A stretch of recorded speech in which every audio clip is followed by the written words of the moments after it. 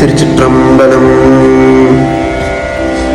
கோழி சிலம்ப சிலம்பும் குருகெங்கும் ஏழில் இயம்ப இயம்பும் வெண் சங்கெங்கும் கேழில் பராசோதி கேழில் பரங்கருணை கேழ் விழுப்பொருள்கள் பாடினோம் கேட்டிலையோ வாழியதல்ல உறக்கமோ வாய் தீரவாய் ஆழிய நன்முடைமை ஆமாறும் இவ்வாரோ ஊழி முதல்வனாய் நின்ற ஒருவனை ஏழை பங்காளனையே பாடேலொரும் பாவாய்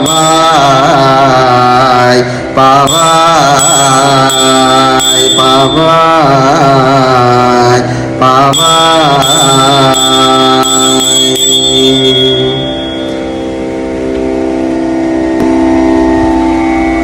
கோழி கூவமும் பிற பறவைகள் எங்கும் ஓசை எழுப்புகின்றன.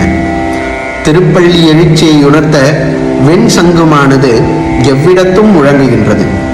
ஒப்பற்ற மேலான ஒளியானவனும் ஒப்பற்ற மேலான அருளுடையவனுமாகிய எம் பெருமான் அவனது நிகரில்லாத உயர்ந்த புகழினை நாங்கள் பாடினோம். அவற்றை நீ கேட்கவில்லையா? நீ நன்றாக வாழ்வாய்.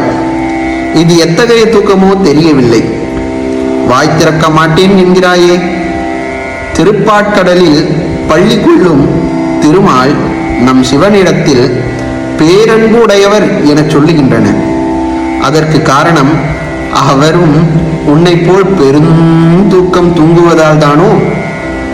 கற்ப காலங்களுக்கு எல்லையாய தலைவனாய் விளங்கிய ஒருத்தனாகிய உமையொரு பாகனையே பாடுக என்றன. திருச்சிற்றம்பலம்.